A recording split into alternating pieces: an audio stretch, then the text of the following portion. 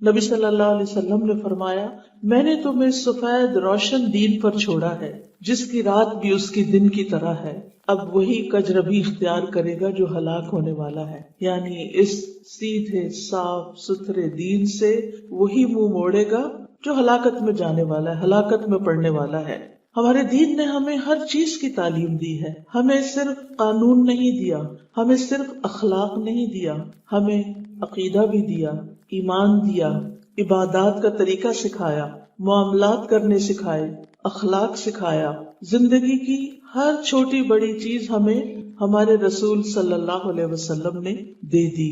لہذا نہایت ضروری ہے کہ ہم ہر معاملے میں اپنے دین کی رہنمائی سے استفادہ کریں۔ سلمان فارسی کہتے ہیں کہ ان سے کہا گیا، تمہارے نبی تم کو ہر بات کی تعلیم دیتے ہیں، یہاں تک کہ رفع حاجت کے لیے بیٹھنے کا طریقہ بھی بتایا ہے۔ تو سلمان رضی اللہ عنہ نے کہا، ہاں ہمارے نبی نے ہمیں یہ بھی بتایا ہے کہ اپنی حاجت کیسے پوری کرنی، یعنی ٹوائلٹ میں کیسے بیٹھنا ہے اور کیا بہترین طریقہ ہو سکتا ہے، اندر جاتے ہوئے کیا کہنا ہے، اندر کیا کرنا اور کیا نہیں کرنا، اور پھر باہر نکل کے کیا پڑھنا ہے۔ وہ ساری دعائیں، وہ ساری چیزیں ہمیں سکھا دی۔ تو نبی صلی اللہ علیہ وسلم نے ہمیں ہر وہ کام بتا دیا جو جنت کی طرف لے جانے والا ہے، اور اس سے بھی خبردار کر دیا جو جہنم کی طرف لے جانے والا ہے۔ لہٰذا اب یہ ہماری چوائس ہے، ہمارا انتخاب ہے کہ ہم ان کی بات مانتے ہیں یا اس کے خلاف چلتے ہیں۔ عبداللہ بن مسعود سے روایت ہے، رسول اللہ صلی اللہ علیہ وسلم نے فرمایا، جو چیز تمہیں جنت کے قریب کر سکتی ہے میں نے تمہیں اس کا حکم دے دیا ہے، اور جو چیز تمہیں جہنم کے قریب کر سکتی تھی میں نے تمہیں اس سے بھی منع کر دیا ہے۔ تو بہرحال ہمارا دین ایک مکمل دین ہے۔ یہ بات آپ نے بہت دفعہ سنی بھی ہوگی کہ دین اسلام ایک مکمل ضابطۂ حیات ہے۔ اور پھر دین جو ہے وہ صرف ایک ایسی چیز نہیں، کوئی ایبسٹریکٹ چیز ہو، بلکہ دین کے اگر معنی دیکھیں تو دین کا معنی ہوتا ہے اطاعت۔ دین کا ایک معنی طریقہ بھی ہے، یعنی یہ زندگی گزارنے کا طریقہ ہے جس میں ہمیں اللہ سبحانہ وتعالیٰ کے اس بتائے ہوئے طریقے کے مطابق اطاعت کرنے اور فرما برداری کرنے کا حکم دیا گیا ہے۔ اس دین کے دو بڑے سورسز ہیں، ایک قرآن اور ایک سنت۔ یہ دو سورسز نبی صلی اللہ علیہ وسلم نے ان کے بارے میں فرمایا، میں تم میں دو چیزیں چھوڑ کر جا رہا ہوں، تم ہرگز گمراہ نہ ہوگے جب تک تم ان دونوں کو مضبوطی سے نہ تھام لو، ایک اللہ کی کتاب اور دوسرے اس کے نبی کی سنت۔ زندگی کے تمام معاملات میں یہ دو چیزیں ہمیں کافی ہیں، اور اگر ہم ان دو چیزوں کو اچھی طرح پڑھ لیتے ہیں، سمجھ لیتے ہیں اور اس کے مطابق زندگی بسر کرتے ہیں تو یہ ہمارے لیے بہت کافی ہے۔ اگر کوئی شخص یہ سمجھتا ہے کہ دین کو جاننے کے لیے کچھ سیکرٹس جاننے کی ضرورت ہے، یا کسی خاص شیخ یا ولی یا پیر یا کسی اور بزرگ کو ماننا ضروری ہے، اس کے بغیر دین مکمل نہیں ہوتا، تو یہ ناسمجھی کی بات ہے۔ نبی صلی اللہ علیہ وسلم ہر طرح کا علم رکھتے تھے، ہر عالم سے بڑے عالم ہیں، ہر انسان سے زیادہ بڑے انسان ہیں، ہر کامیاب انسان سے زیادہ کامیاب انسان۔ لہذا اگر ہم آپ کی سیرت کا مطالعہ کریں، آپ کی سنت کا مطالعہ کریں، آپ کی حدیث کا مطالعہ کریں تو یہ زندگی گزارنے کے لیے ہمارے لیے بہت کافی ہے۔ ہمارا دین اللہ سبحانہ وتعالیٰ کا پسندیدہ دین ہے۔ وَرَضِيتُ لَكُمُ الْإِسْلَامَ دِينًا، اللہ تعالیٰ فرماتے ہیں سورۃ المائدہ میں نے تمہارے لیے اسلام کو بطور دین پسند کیا، یعنی جو کچھ قرآن اور سنت میں موجود ہے اگر تم اس طریقے پر چلو گے تو رب کے پسندیدہ بن جاؤ گے۔ اور پھر ایک اور جگہ پر فرمایا، ان الدین عند اللہ الاسلام، کہ بے شک دین تو اللہ کے نزدیک اسلام ہی ہے۔ ایک اور جگہ فرمایا، وَمَن يَبْتَغِ غَيْرَ الْإِسْلَامِ دِينًا فَلَن يُقْبَلَ مِنْهُ وَهُوَ فِي الْآخِرَةِ مِنَ الْخَاسِرِينَ، کہ جو شخص اسلام کے علاوہ کوئی اور دین تلاش کرے گا وہ اس سے ہرگز قبول نہ کیا جائے گا اور وہ آخرت میں خسارہ اٹھانے والوں میں سے ہوگا۔ یہ دین برحق ہے۔ اللہ تعالیٰ فرماتے ہیں، هو الذی ارسل رسولہ بالہدی ودین الحق، وہی ہے جس نے اپنا رسول ہدایت اور دین حق دے کر بھیجا ہے۔ اس کو قرآن میں دین حق بھی کہا گیا ہے، ودین الحق، کہ یہی سچا دین ہے۔ اس کو دین قیم بھی کہا گیا ہے، دینا قیما، سیدھا دین، پھر یہ سلامتی والا دین ہے، اسی لیے اس کو اسلام کہا گیا ہے کہ جو شخص اس دین پر عمل کرے گا وہ دنیا میں بھی سلامت رہے گا، دوسرے بھی اس سے سلامت رہیں گے، اور مرنے کے بعد بھی اس کو سلامتی نصیب، پھر اس کے لیے کوئی تکلیف نہیں ہوگی، کوئی اس کے لیے آخرت میں مصیبت نہیں ہوگی، کوئی سزا نہیں ہوگی۔ پھر یہ بھی یاد رکھیے کہ ہمارا یہ دین آسان دین ہے، مشکل نہیں۔ ایک عام انسان جس کے پاس دنیا کی کوئی تعلیم نہ بھی ہو، وہ بھی اللہ کی بات سمجھتا ہے۔ اور کتنی حیرت کی بات ہے کہ لوگوں کو کوئی چیز پڑھنی لکھنی نہیں آتی، لیکن وہ قرآن مجید کو پڑھ لیتے ہیں، حالانکہ وہ ان کی اپنی زبان میں نہیں ہوتا۔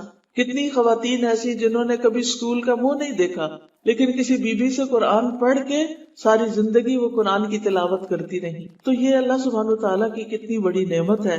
ایک اعرابی نے رسول اللہ صلی اللہ علیہ وسلم کو فرماتے ہوئے سنا، آپ نے 2 مرتبہ فرمایا، تمہارا سب سے بہترین دین وہ ہے جو سب سے زیادہ آسان ہو۔ یعنی اگر کوئی شخص اس دین پر عمل کرنا چاہتا ہے تو اس کے لیے کچھ مشکل نہیں ہے۔ ہاں، کچھ لوگ خواہ مخواہ اپنے اوپر سختی کرتے ہیں اور دین کے اندر اور چیزوں کو داخل کر لیتے ہیں اور پھر اس کی پابندی کرنے لگتے ہیں، جس کی وجہ سے وہ خود مشکل میں پڑ جاتے ہیں۔ اس کی مثال کیا ہے؟ اب مثال یہ ہے کہ مثلاً اللہ سبحانہ وتعالی کی طرف رجوع کرنے کے لیے زندگی میں کوئی پریشانی آ گئی ہے، دعا کرنا چاہتے ہیں ہم، تو اس کے لیے ہمیں کیا کہا گیا؟ وَاسْتَعِينُوا بِالصَّبْرِ وَالصَّلَاةِ، صبر اور نماز کے ذریعے مدد چاہو۔ یہ طریقہ ہمیں قرآن نے بتایا کہ اگر کوئی تکلیف ہے، کوئی پریشانی ہے، نفل پڑھو، دعا کرو، صبر سے کام لو، پریشان نہ ہو، بے چین نہ ہو۔ اب آپ دیکھیے کہ لوگوں نے کیا کیا، لوگوں نے مشکل سے نکلنے کے لیے ایسے ایسے وظیفے بنا لیے کہ جس سے اپنی جان پہ خود مشقت ڈالی۔ اب مثلاً کیا کہتے ہیں کہ 1.25 لاکھ دفعہ آیت کریمہ پڑھو۔ اب آپ دیکھیے کہ کسی کے لیے 10 دفعہ پڑھنا، 20 دفعہ، 100 دفعہ پڑھنا بھی مشکل ہوتا ہے، کہاں یہ کہ انسان 1.25 لاکھ پڑھے۔ پھر اس کے لیے مزید ایک طریقہ نکالا کہ لوگوں کو جمع کیا جائے۔ اب لوگ آ جاتے ہیں۔ اب آپ اگر آیت کریمہ کا مطلب سمجھیں تو اس کا مطلب کیا ہے؟ لا الہ الا انت، نہیں کوئی الہ معبود مگر تو ہی، سبحانک، تو پاک ہے، انی کنت من الظالمین، بے شک میں ظالموں میں سے۔ اب یہ وہ تو کہے جس کی کوئی مشکل ہے، پریشانی ہے، وہ اللہ کے آگے عاجزی زاری کرے کہ میں ظالم ہوں۔ یہ جو سارے لوگوں کو آپ نے اکٹھا کر کے کہا تم میرے لیے پڑھو اور وہ کہہ رہے ہیں میں ظالم ہوں، ہم دیکھیں کوئی اس کا مقصد ہی نہیں بنتا۔ وہ اپنا اپنا کہہ رہے ہیں میں ظالم ہوں، میں ظالم ہوں، میں ظالم ہوں، اور آپ سمجھ رہے ہیں یہ آپ کو پڑھ کے دے رہے ہیں، یعنی اس کی کوئی سینس ہی نہیں بنتی، اور نہ ہی نبی صلی اللہ علیہ وسلم سے ایسا کوئی طریقہ رائج ہے۔ لیکن ہم نے دین میں ایسی چیزیں ایجاد کر کے دین کو مشکل بنا لیا۔ نبی صلی اللہ علیہ وسلم نے فرمایا بے شک دین آسان ہے، جو شخص دین میں سختی اختیار کرے گا تو دین اس پر غالب آ جائے گا، یعنی اس کی سختی چلے گی نہیں۔ بس اپنے عمل میں پختگی اختیار کرو، جہاں تک ہو سکے میانہ روی برتو، خوش ہو جاؤ صبح اور دوپہر اور شام، اور کسی قدر رات میں عبادت سے مدد حاصل کرو۔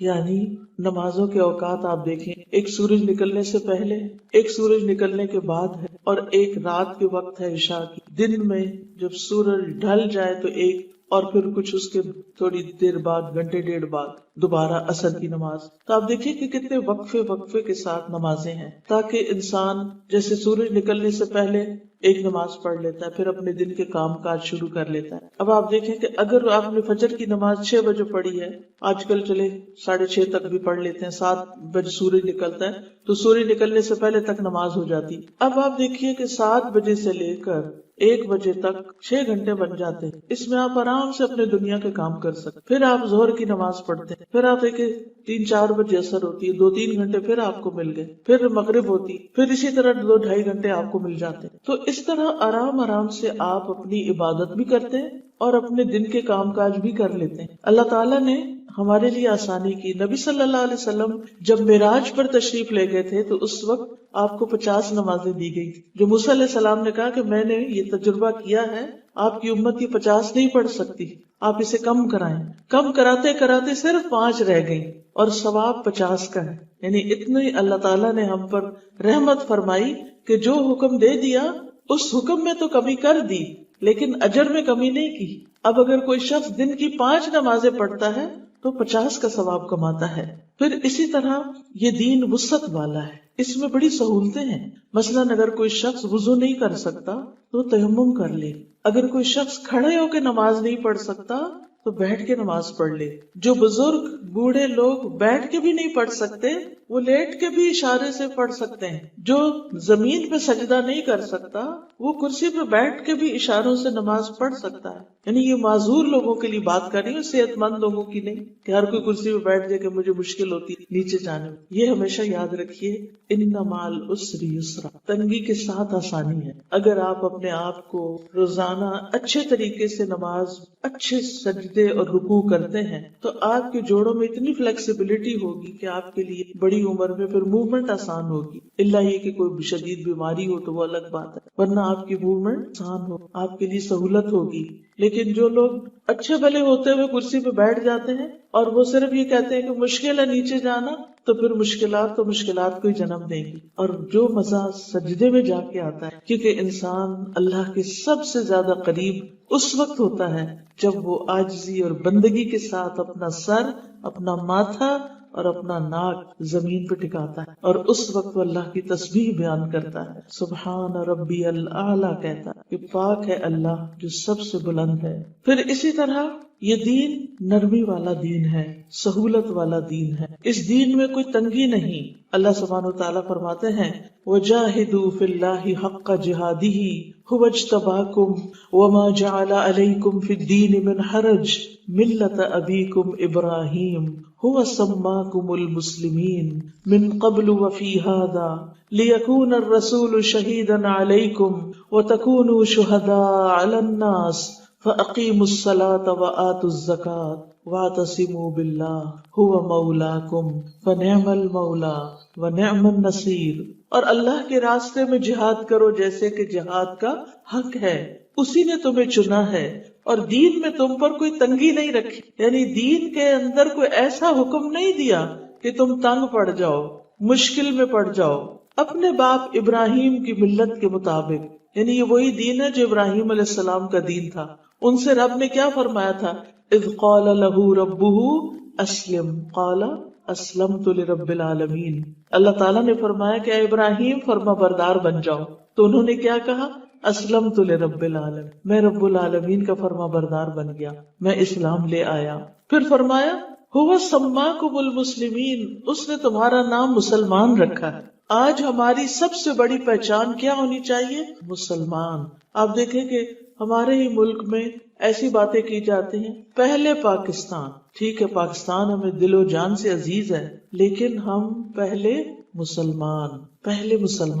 ان اکون اول المسلمین، سب سے پہلے اسلام، پھر پاکستان، پھر کچھ اور، پھر ہمارا کوئی ذات، برادری اور کنبہ، قبیلہ.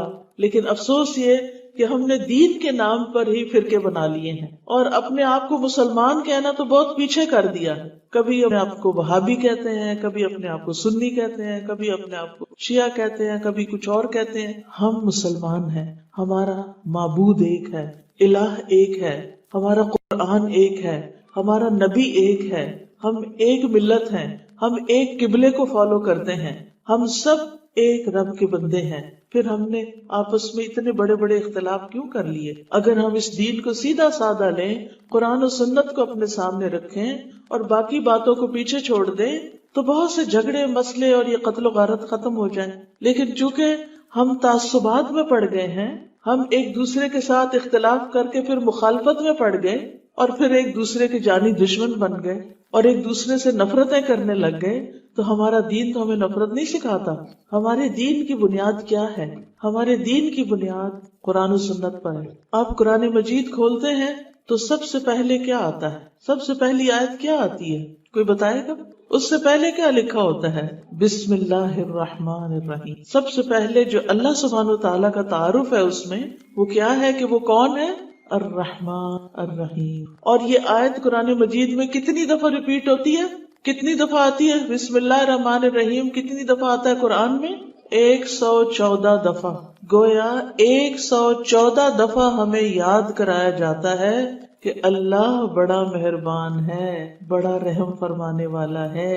کیا ہم لوگوں کو یہ بتاتے ہیں کہ ہمارا دین دین رحمت ہے؟ اور ہمارا رب بڑا مہربان ہے.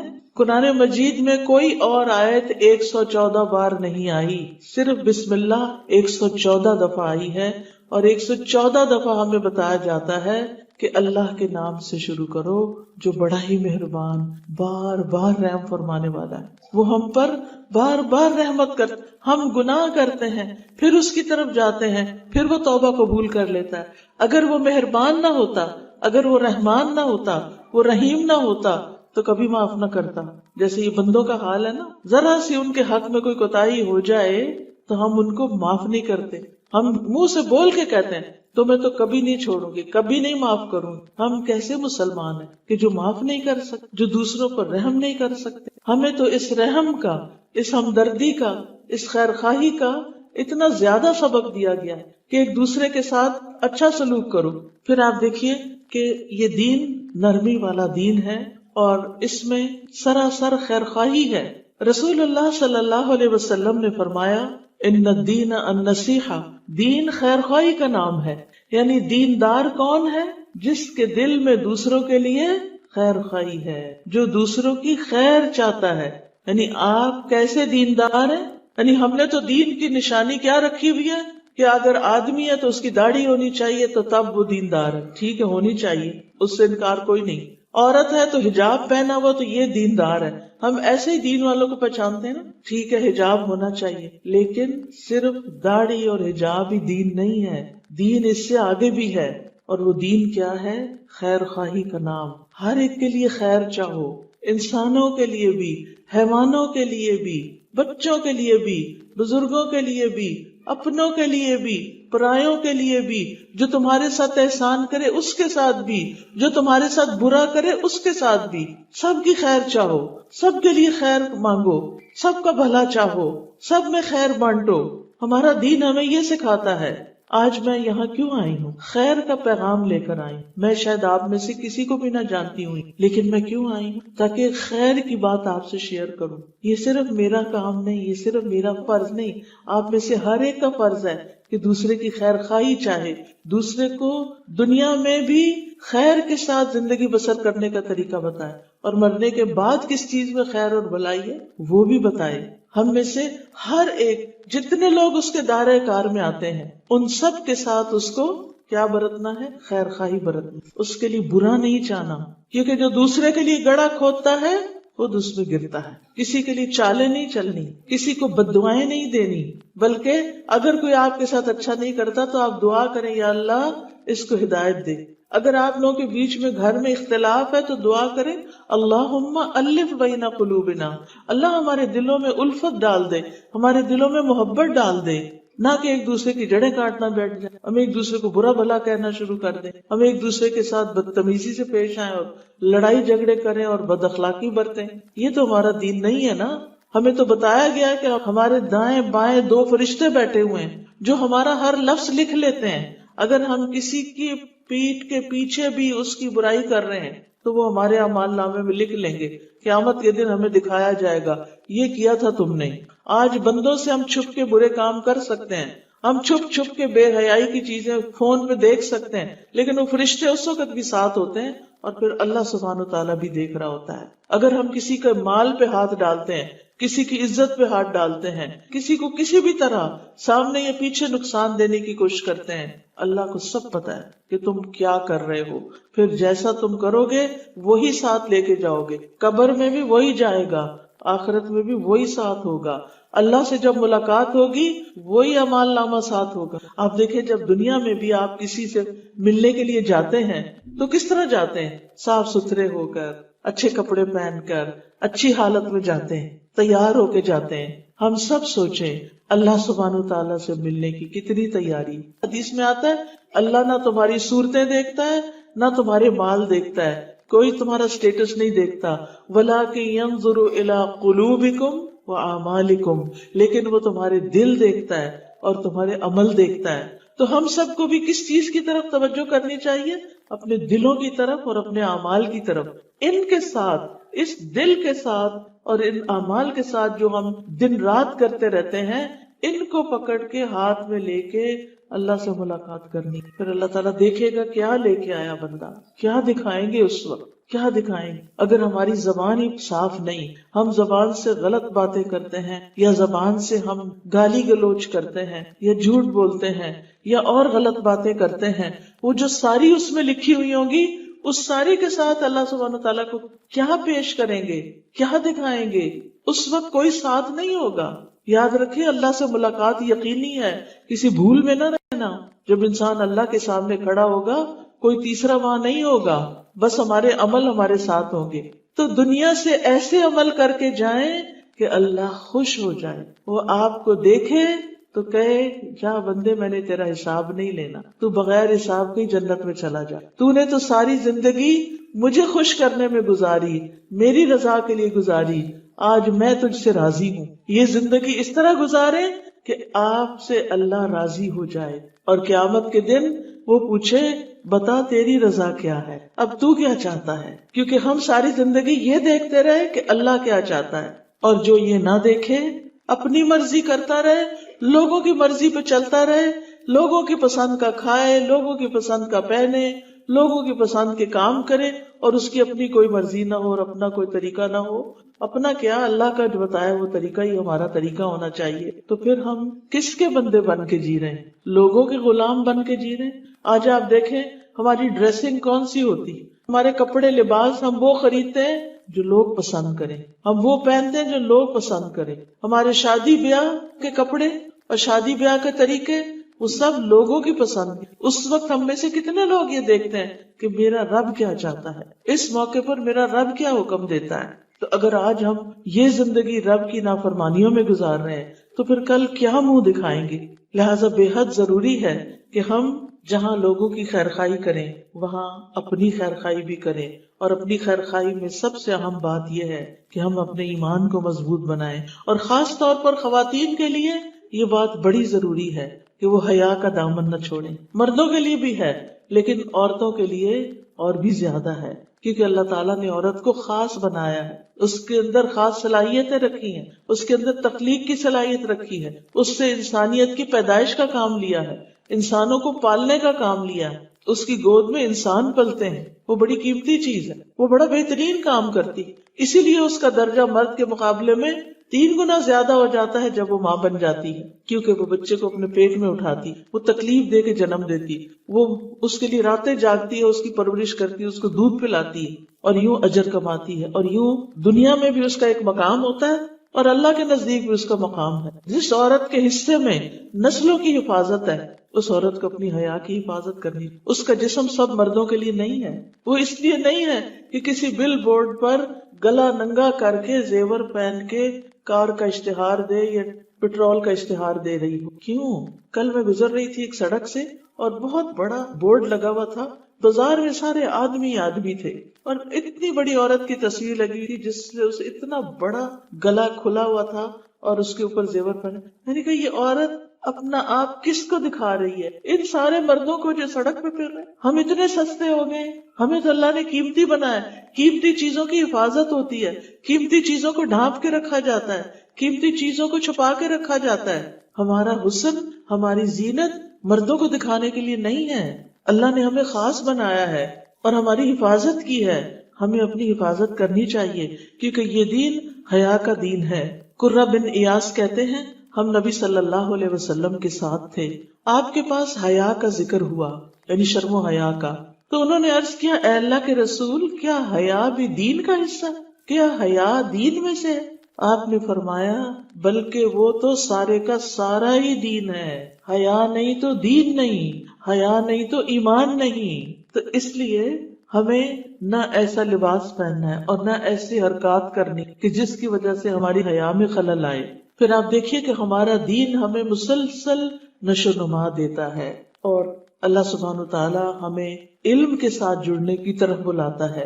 نبی صلی اللہ علیہ وسلم پر پہلی وحی جو آئی وہ کیا تھی؟ اقرأ اقرأ بسم ربک الذی خلق، پڑھو اپنے رب کے نام کے ساتھ۔ لہٰذا ہمارا دین علم والا دین ہے، ہمارا دین پڑھنے لکھنے سے تعلق رکھتا ہے۔ زندگی کا کوئی بھی حصہ ہو، آپ بچے ہیں، جوان ہیں، بوڑھے ہیں، اگر آپ نے دین کی تعلیم نہیں لی تو آپ آج سے شروع کر دیں، کوئی شرم نہ کریں، اس میں جہالت عیب ہے، جہالت پر شرم آنی چاہیے پڑھنے لکھنے پر نہیں، آپ علم کے رستے پر چلتے ہیں تو جنت کا رستہ آپ کے لیے آسان ہوتا ہے. قرآن مجید میں آتا ہے قُلْ هَلْ يَسْتَوِي الَّذِينَ يَعْلَمُونَ وَالَّذِينَ لَا يَعْلَمُونَ، کیا وہ لوگ برابر ہو سکتے ہیں جو علم رکھتے ہیں اور وہ جو علم نہیں رکھتے؟